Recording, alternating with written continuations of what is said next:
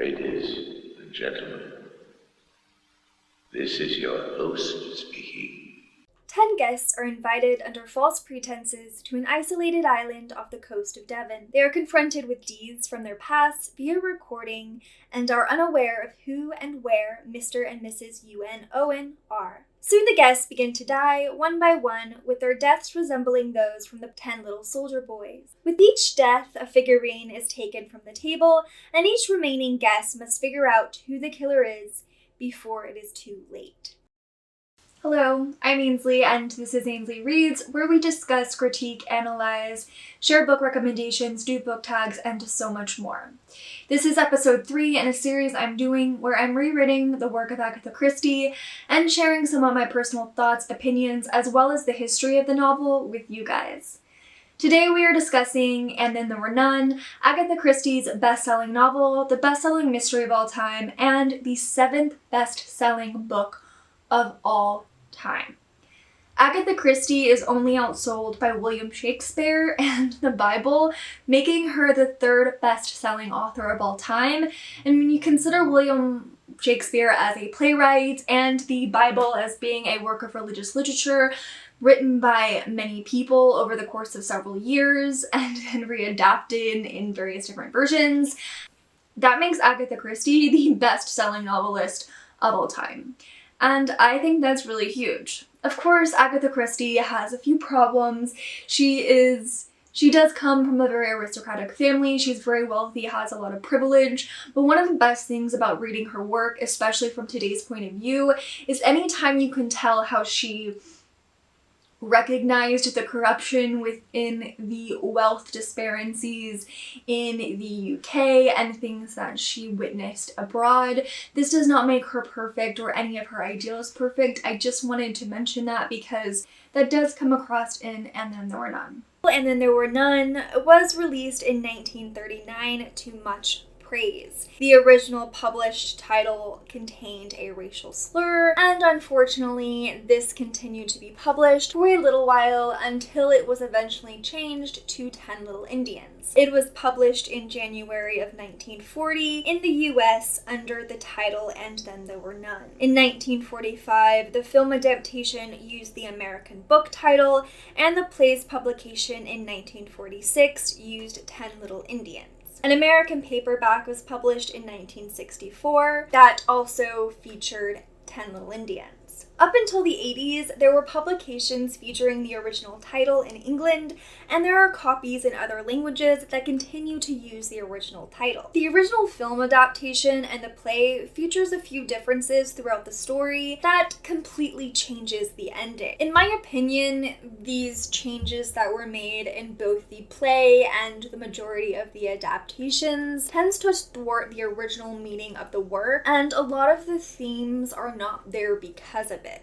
The majority of the adaptations that followed featured these same changes, and there was 2 films, or at least 2 adaptations, that did not do this. The Russian adaptation released in 1987, and the miniseries released in 2015, both feature the original book's ending. The miniseries does feature some minimal changes, making the overall tone and some of the imagery a lot darker. In certain aspects, it is a bit gorier when you consider some of the murders and certain backstories and crimes committed by these original characters. I understand their reasoning for doing this. I don't think it much adds to the work, but I can see them wanting to change this based on the fact that it is a television series, and they're maybe wanting to appeal to an audience who watches a lot of mystery and crime fiction. Now, when you're looking at the Russian adaptation, the overall tone and the way it is adapted via both cinematography and direction and the script as a whole, it really is this great adaptation based on the original work by Agatha Christie and these characterizations. The cinematography really adds to this very feeling of isolation, which is also done pretty well in the 2015 adaptation. A lot of the other adaptations that are either named 10 Little Indians or And Then There Were None typically has a very dull and early TV-like adaptation. There is adaptations in pretty much every single decade, minus the 90s and 2010s. We haven't had one yet in the 2020s, but a lot of ones that came before the Russian adaptation and the 2015 adaptation just didn't grasp onto the themes or the tone that was originally present in the book. Now, I'm not a really big fan of the play. I think the tone is very dulled down. It's very Hollywood under the Hays Code, and it's just not as interesting. I'm not as intrigued by these characters, and it's just washed over and glassed over and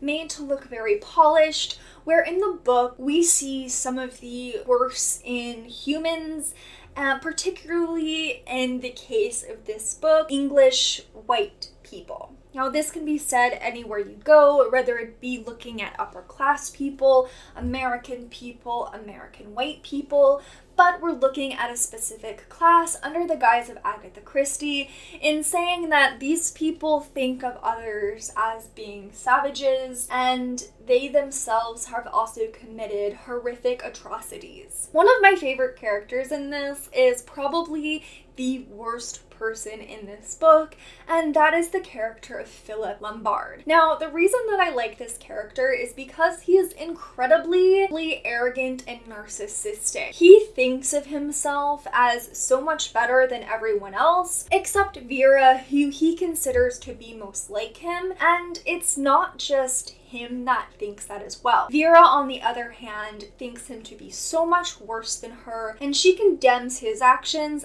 as well as the other people who have been brought to this island. He himself knows exactly who he is and knows that he is not the only one to commit these atrocities against people in Africa or other people around the world. He is very familiar with the English aristocracy, the royals in England, the British Empire, and he knows that even though he is a horrible person and he's committed these atrocities, he also recognizes it as being something in who he is and not something that makes him foreign to English people or to the people that he is around at that time. 8 people arrive to Soldiers Island, an isolated island off the Devon coast, after receiving an unexpected personal invitation. They are met there by the butler and the cook housekeeper, Thomas and Ethel Rogers, who explain that their hosts, Ulick Norman Owen and Una Nancy Owen, have not yet arrived, though they have left instructions. A framed copy of an old rhyme hangs in every guest's room, and on the dining room table sit tin figurines. After supper, a phonograph record is played. The recording accuses each visitor and Mr. and Mrs. Rogers of having committed murder, then asks any of them prisoners at the bar wishes to offer a defense. The guests discover that none of them know the Owens, and Mr. Justice Wargrave suggests that the name U.N. Owen is a play on unknown. Marston finishes his drink and promptly dies of cyanide poisoning.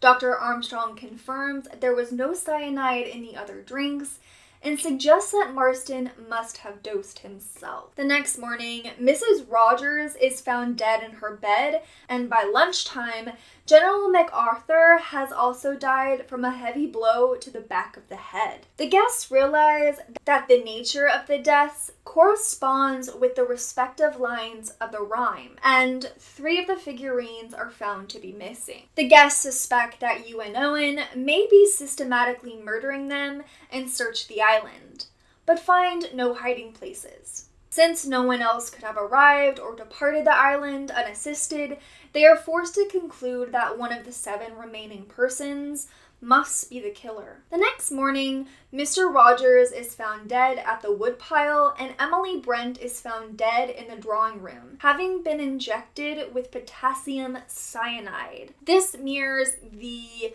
sting by bee. After Wargrave suggests searching all the rooms, Lombard's gun is found to be missing. Vera Claythorne goes up to her room and screams when she finds seaweed hanging from the ceiling. Most of the remaining guests rush upstairs, and when they return, they find Wargrave still downstairs, crudely dressed in the attire of a judge with a gunshot wound to the forehead. Dr. Armstrong pronounces him dead. That night, Lombard's gun is returned, and Bloor sees someone leaving the house. Armstrong is absent from his room. Vera, Bloor, and Lombard decide to stick together and leave the house. When Bloor returns for food, he is killed by a marble clock shaped like a bear that is pushed from Vera's windowsill. Vera and Lombard find Armstrong's body washed up on the beach, and each concludes the other must be responsible. Vera suggests moving the body from the shore as a mark of respect, but this is a pretext to acquire Lombard's gun.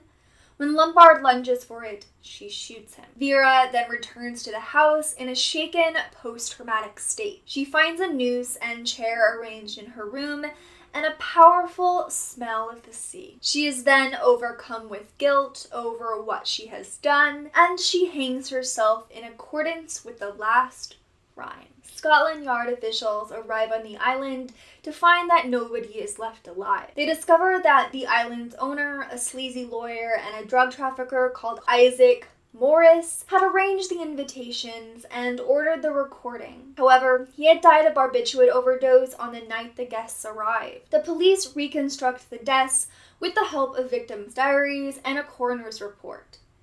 They are able to eliminate several suspects due to the circumstances of their deaths and items being moved afterward, but ultimately they cannot identify the killer. Much later, a trawler hauls up in its net a bottle containing a written confession. In it, Mr. Justice Hargrave recounts that all his life he had had two contradictory impulses: a strong sense of justice and a savage bloodlust. He had satisfied both, though his profession as a criminal judge sentencing murderers to death following their trial. After receiving a diagnosis of terminal illness, he decided to put into effect a private scheme to deal with a group of people he considered to have escaped justice. Before departing for the island, he had given Morris a lethal dose of barbiturates for his ingestion. He had faked his death by a gunshot with his assistance of Dr. Armstrong, under the pretext that it would help the group identify the killer. After killing Armstrong and the other remaining guests and moving objects to confuse the police, he finally committed suicide by shooting himself in the head, using a gun and some elastic to ensure that his true death matched the account of the staged death recorded in the guest diaries. Wargrave had written his confession and thrown it into the sea in a bottle in response to what he acknowledged to be his pitiful human need for recognition. This ending here reminds me so much of Dexter and his Dark Passenger, and how he decided or was taught by his adoptive father how to use a specific code in order to kill people. We have our judge who decides to go into law enforcement and uses his career as a judge in order to sentence people to death for the crimes that he had committed. This helped him feel as if his search for justice was being utilized in order to feel his bloodlust. After finding out that he was ill, he then decided that he had to go after people who had not received justice. So he struck up this plan. And it's a very smart plan, but at the end of the day, we find that Justice Wargrave does not really think of himself as a very good person, and he also states that he needs people to know what he's done. He needs to be known. And this is one of the reasons I think this is one of the reasons why, in my opinion, And Then There Were None has stuck out being one of the best-selling novels of all time. Because it has multiple dark characters and their own personal way of perceiving what they have done. You have characters who do feel a certain sense of remorse for what they have done. some people who will say what they've done but will make excuses for it, and then people who know what they've done but also see themselves in other people, and in the case of Philip Lombard, they see himself in his fellow Englishmen, particularly his fellow white Englishmen. This is seen even more so in the 2015 adaptation, in which Philip Lombard states that he is not the only colonists in England, and of course this is 100% true. I mentioned before, I'm not a very big fan of the play because I think it takes a lot from the original story, its structure, and its overall themes. In the original story, we have our 10 individuals who have committed very serious crimes. There is one who I think to be the more innocent of all of them, and that is the cook housekeeper, Ethel Rogers, who was manipulated, or at least I believe her to have been manipulated by her husband in order to receive the funds from the person they were working for. Now, all of these characters are very different, and they are even more so different in the play adaptation and many of the adaptations. You have the characters of Vera and Philip probably being the most different considering the crimes, but then when you get to the ending, they are completely innocent of the crimes that they have committed and are then considered good people. There's this one adaptation that I watched, I believe it's the 1965 adaptation, and I cannot wrap my mind around the fact that they made Philip Lombard, or in this case, Charles, who is the person that he ends up actually being and did not commit that crime. He just took over the identity of a friend. But the actor they got and the way in which the character is presented is one of the most unlikable people that I've ever seen on my screen. And so everything did not add up the way that it should have added up. Really only recommend two of the adaptations, and that is the 1987 Russian adaptation and the 2015 miniseries. While there are differences there, and there's some differences that I personally don't think work as well as the original source material, they are far better than their predecessors. The overall tone of And Then There Were None, the novel, and in turn the two adaptations that I had previously mentioned as my favorite, are quite dark. And there's this feeling of isolation, there is this overall tone of mistrust, which then is put into the overall atmosphere. Now, one of the reasons why I think a lot of the adaptations fail and why I also do not like the play is that where the book's atmosphere, very macabre sense of isolation, a lot of the other ones do not have that, even if they may have tried. They're a lot brighter in terms of always having this feeling that something is there, but not in the sense of this overlooming someone is watching me feeling. And I'm not exactly sure how to put it into words, but I remember watching the 1965 version, which is the one I have the most ick about, and thinking to myself, I just have this feeling, because they're in a desert, and I feel that they could just run out and get help and get away. Now, of course, this is adapted from the original play, which is a lot more similar to the book than a lot of the adaptations, because a lot of these adaptations also change where they're at. The desert, a hotel, and so on and so forth. The play and the films that seem to take from the play tend to have a very I'm just a mystery and you need to solve me tone and atmosphere to it, where I find that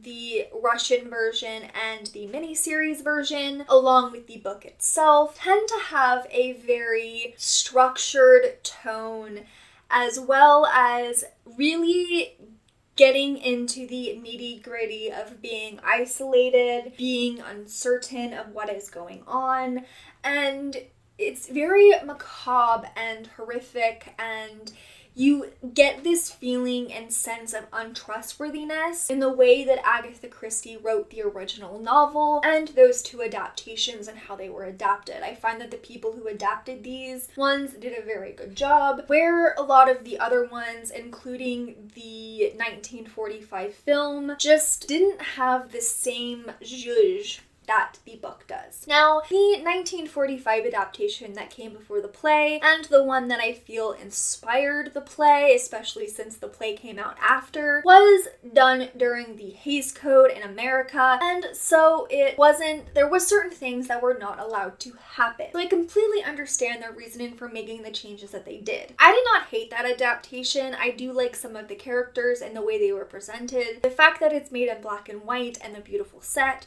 and it also had some really great comedic moments in it. So I'm not going to not recommend that one. I'm just always going to mention that it is quite different than the original source material, and it isn't the same in atmosphere and tone. Now, let's talk themes.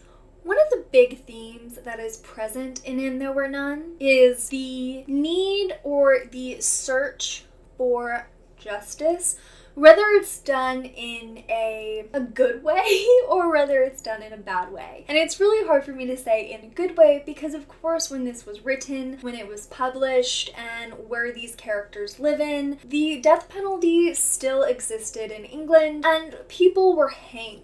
And they were hanged fairly quickly after they were then accused and sentenced for their crimes. And so you have Wargrave, who has a sense of justice, a really strong sense of justice, and while he has that, he also has this bloodlust. And these are pretty much, I would say, opposites, but in reality, I think that they can stand side by side together, because you will find that in some countries and in some people, they do believe in the death penalty, they believe in capital punishment, and they will believe themselves to have a strong sense of justice. And I find that it really depends on what your idea of justice is. In my opinion, I don't find that the death penalty or me wanting somebody to pay for their crimes with their life, I don't consider that justice. I think a person paying for their crimes, certainly, and being known to have committed a crime is justice. But in reality, I also find that us truly dealing with crimes that are happening is this continued search for justice. And it's really difficult for me to put that into words in a very concise manner because it's my opinion. I don't think justice is something that's so cut and dry because we are human beings, each individuals, we have different sets of beliefs and where those beliefs come from. And so this book in particular, I find that justice itself is a really big theme, and what justice means to an individual and how it can mean something different to every single person is one of the main themes and through lines through the entire novel. In And Then There Were None, there is also this sense of arrogance and narcissism in whiteness, and in the case of And Then There Were None, in them being English. You can hear this particularly in the character Philip Lombard, who seems to be more aware of this, while other characters who are judging them seem to see their own personal crimes as less than, or not acknowledging. Let's talk about the individual victims, their personality, their crime, and then how they die. Our first known victim is Anthony James Marston. Now, James Marston is a very arrogant young man.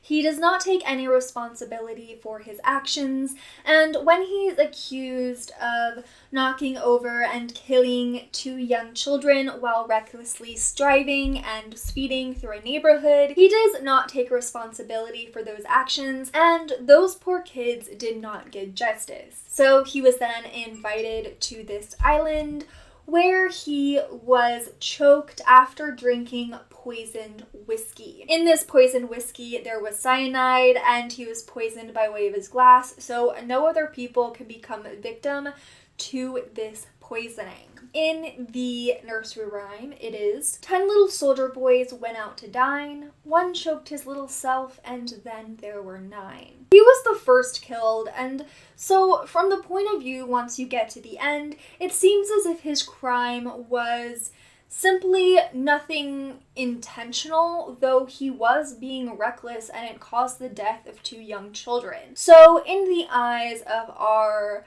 judge, jury, and executioner who was committing these crimes, he has seen as someone who can just go. he doesn't really need to be toyed with in the same way these other characters are. Mrs. Ethel Rogers, who is the cook and housekeeper on the island, she is also there with her husband, Thomas, and she has been accused of withholding a former employer's medicine in order to collect an inheritance. She did this after being persuaded by her husband, and in the case of the audience, we see this as her being manipulated and quite possibly abused, as we see through some of Thomas's actions. She dies in her sleep of an overdose of chloral hydrate. But this is a character who I personally feel very sympathetic towards, even more so than Anthony James Marston. But I think with Mrs. Ethel being knowledgeable of her actions and their effects on other people and that they are bad, but she did it anyway,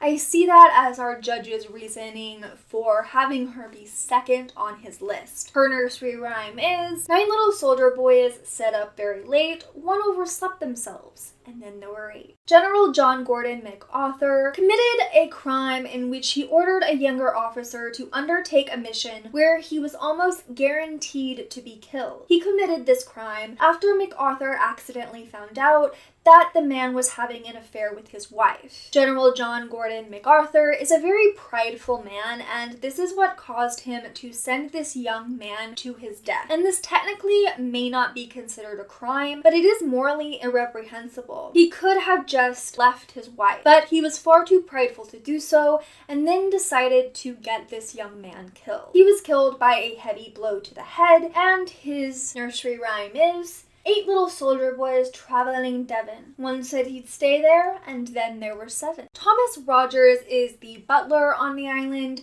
and he is the husband to Ethel. He induced his wife to withhold a former employer's medicine in order to collect an inheritance. He is a very greedy man. He also seems to be pretty abusive to his wife, and he was willing to harm somebody in order to get money. So he murdered somebody for their inheritance. He was the mastermind of that plan. He was killed with an axe while chopping some wood, and his nursery rhyme is, 7 little soldier boys chopping up sticks, one chopped himself in halves, and then there were 6. Emily Caroline Brent is a very religious woman. Her religion dictates her life and the way she treats people. She dismissed her teenage maid for becoming pregnant out of wedlock, and this dismissal then caused her young maid to drown herself, killing both herself and the baby. Now, of course, Emily Brent may not be truly responsible for the death by suicide of her former maid, but her abusive and cruel attitude in the name of her own religion is quite irreprehensible, and I'm sure you can see it that way no matter who you are, unless you are a lot like Emily Brent. And it seems like our judge, jury, and executioner thought this in the same way. She was killed by injected poison, similar to a bee sting. 6 little soldier boys playing with a hive, a bumblebee stung one, and then there were 5. Lawrence John Wargrave, or Mr. Justice Wargrave, influenced or improperly influenced a jury to bring a guilty verdict against a man that many thought to be innocent and sentenced him to death. He died by gunshot wound to the head while dressed as a judge. And of course, we know by the end of this that Justice Wargrave is the mastermind behind this all, and he tells us quite a bit about himself. He does have a serious bloodlust, and he used his place as a judge in order to sentence people to death in order to feed that lust. I find that you see a lot of his sense of justice throughout his master plan here, and once you kind of get to know everything by the end of it, you almost feel this pull to understanding a little bit more about him, and I find that his character may be one that we can all connect with in our darkest signs, especially when we consider some of the bad things that these other characters were done. Now, when it comes to this specific accusation, this may have been either Wargrave getting a little too ahead of himself, or he was just really, he hadn't been able to sentence anyone to death, so he needed to, or this can be a complete fabrication. What do you think? Dr. Edward George Armstrong is an alcoholic who is responsible for the death of a patient who he had operated on while drunk.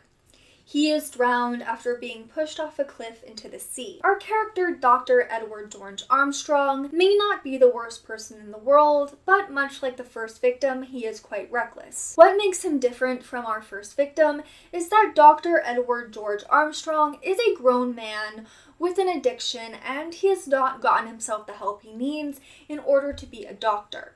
He is a man of esteem. He is a man with a very important job, and his recklessness not only caused a death, but caused somebody who trusted him to die. Soldier Boy is going out to sea. A red herring swallowed one, and then there was... William Henry Bloor gave perjured evidence in a court, resulting in an innocent man being convicted, sentenced to life imprisonment, and then dying shortly thereafter while imprisoned. In the miniseries, the death of the imprisoned man is quite violent, so we definitely see William Henry Bloor as having this out-of-touch nature in regards to it doesn't really affect him, and it's not to the same extremities as Philip Lombard. But William Henry Bloor is not the character, at least in my opinion, I feel we get to know enough about to really form our own opinion on surely how bad he is.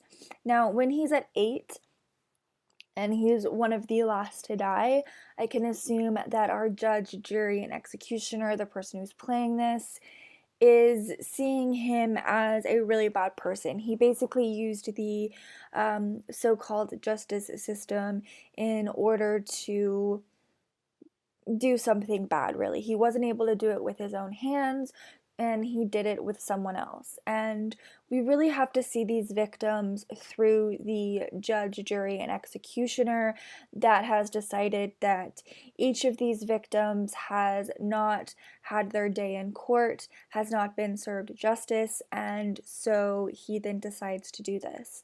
So it's pretty safe to say that William Henry Bloor is probably, at least in some respect, a very bad person. Obviously, these people have all committed crimes or has not played a very good role in being a good person, and there's still this, we're still on the outside looking in, so there's still this sense of not knowing certain things about these characters, and for me personally, that comes a lot with the character of William Henry Bloor. William Henry Bloor was crushed to death by a marble shaped like a bear, and I really like the way that they did this in terms of the 2015 miniseries, where he is having some sort of a hallucination due to the fact that he was sleep deprived, drinking, crazy things are going on, and he is attacked by a bear, which is just like basically a rug that's bare. And it's really like an interesting, it's very quick, but it's very interesting in the way and how we see it in the show. 3 little soldier boys walking in a zoo, a big bear hugged one, and then there were 2. Philip Lombard was a soldier with a lot of money who ended up causing the deaths of a number of East African tribesmen after stealing their food and abandoning them to their fate. Now, this is different in the miniseries. It's a lot more violent in the miniseries, but for me, I find that stealing people's food and allowing them to starve to death is a form of torture that goes beyond just being physically violent. In certain respects. And so that even more so makes Philip Lombard so irreprehensible to me personally. On the beach, he was shot by Vera, with his own pistol, and I really like this. In the Russian version and in the miniseries, we do see this as it is in the book, in which Vera ends up shooting him.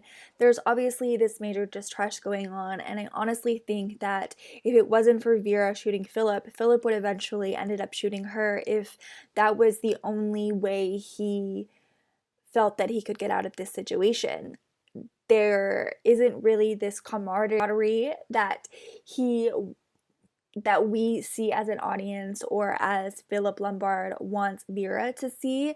At least that's how I view this, because when we really consider who Philip is and what he has done, it's interesting to see him being shot by the person that he I feel in turn was manipulating and had manipulated from the moment they had got on this island. Two little soldier boys sitting in the sun, one got frizzled up, and then there was none. Vera Elizabeth Claythorne was a governess who allowed her young charge to drown so that his uncle could inherit the family estate and marry her. Now, I find that Vera Claythorne is somebody who has a very obsessive nature. She has this lust for love. And I find that she probably definitely loved this person, but at the end of the day, her greed and her desire for a comfortable life beyond what she had as a governess was a lot more than any love and care that she could ever give anyone. And in turn, she allowed a young child who was in her care, who trusted her, whose mother trusted her, to die. She allowed him to die. And I really feel one of the reasons why she was one of the last two, it honestly could have gone either way, Philip Lombard or Vera Elizabeth Claythorne, but this is the way it played out, is that they destroyed trust. They allowed trust. For Vera, the people that trusted her most were let down, and the characters of both Philip and Vera are quite different in the play and the majority of the adaptation. So we really can't take a look at them in terms of what their exact motives are and just who they are as people. But when it comes to the book and the Russian adaptation in the 2015 miniseries, it's also difficult to see exactly where Vera comes from a standpoint. I think she's somebody that wants to be protected, and at the end of the day, her desire for protection is what really motivates her greed and motivated her reason for doing what she did. And her love for the uncle of the charge of hers that she allowed to drown was more a love of protection and what she believed that he could give her, especially in the terms of him having money. So she was willing to go pretty far to get that. In the end, she died by hanging herself from the place in her room. One little soldier boy left all alone. He went out and hanged himself, and then there were none. And Then There Were None is about justice, a search and need for justice. Bloodlust, arrogance, narcissism, holding on to your own personal beliefs and seeing the wrong in others while refusing to see the wrong in yourselves. Guilt and how guilt changes us, but how we are truly only ourselves underneath the surface. And Then There Were None is about a lot of things, and we as an audience can interpret it in our own way. But I personally see it as a look at the inner darkness of people, and as a white person, our inability to see the darkness in ourselves, but how we can so easily see a darkness in others, even if it doesn't exist or not. Philip Lombard will let people die, and he knows who he is. Vera Claythorne was trying to ignore who she really was on the inside. Emily Brent made excuses for what she did, and others allowed things like pride to get in their way. Whatever And Then There Were None is to you, whatever themes that you see in it, remember that this really is one of the best novels ever written. And if you want to start reading mysteries, if you want to start reading Agatha Christie, and if you simply want to enjoy a good book, And Then There Were None is a good place to start. Thank you for taking the time out of your day to watch my video on And Then There Were None. I will put some links below to other videos and articles about the novel and any of the adaptations, as well as to where I've gotten any of the clips and where you can watch the movies. While I do highly recommend the Russian adaptation in the 1980s and the more recent 2015 miniseries, there is plenty of places you can watch the other adaptations, and if you want to go and watch those, that's totally cool too. You can also read the play or watch the play anytime you ever get a chance. I do highly recommend it. And the 1945 film adaptation is quite funny and good in its own right, though I just don't think it really has the tone and atmosphere that is brought forth in the original source material. If you enjoyed this video and want to see more from me, please give it a like. That would really help me out. Comment below your thoughts on And Then There Were None, the novel, the movies, the play if you've read it or seen it, and tell me your favorite Agatha Christie standalone. If you want to see more from me, you want to stick around, want to see more videos from me here on Ainsley Reads, subscribe and ring that bell to be notified every single time I post. You can also find me on social media, all linked below, and I'll be seeing you soon. Bye!